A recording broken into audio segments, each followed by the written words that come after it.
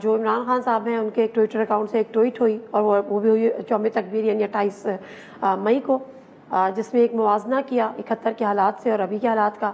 اس کے بعد جو ہے کہا کہ حمود الرحمان کمیشن کی رپورٹ کو پڑھیں، اس سے سیکھیں. اب یہ ٹویٹ غلط تھی، کانٹینٹ غلط تھا، تاریخ غلط تھی، یہ وقت برا تھا؟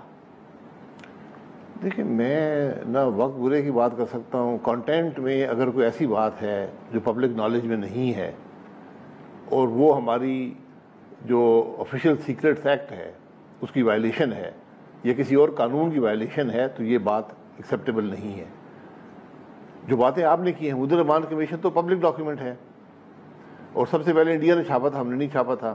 ہم نے اس کو پبلک ڈاکیومنٹ بنا دیا ہے لیکن اس میں کچھ حصے ابھی بھی اس کے ہم نے محفوظ کر دیے ہیں کہ یہ پبلک نہیں ہے، حالانکہ وہ سارے اویلیبل ہیں انٹرنیٹ پر. بالکل صحیح ہے، تو پی ڈی ایف فائلز موجود ہیں پوری. جی، تو اگر ٹویٹ کسی نے کیا ہے، عمران خان صاحب جیل سے کیسے ٹویٹ کر سکتے ہیں مجھے اس کا علم نہیں ہے کیونکہ جیل میں موبائل نہیں چلتے. تو میرا نہیں خیال کہ ٹویٹ ممکن کسی اور نے باہر سے جا کے کر دیا ہوگا ٹویٹ ان کے نام پہ. جی، تو اس میں اگر کوئی غیر قانونی بات ہے تو اس کے خلاف آپ کارروائی کر سکتے ہیں، آپ کے پاس سارے قانون موجود ہیں. یہ کنٹروورسی نہیں ہے، یا قانون کی وائلیشن ہے یا نہیں ہے، دو ہی آپشنز ہیں.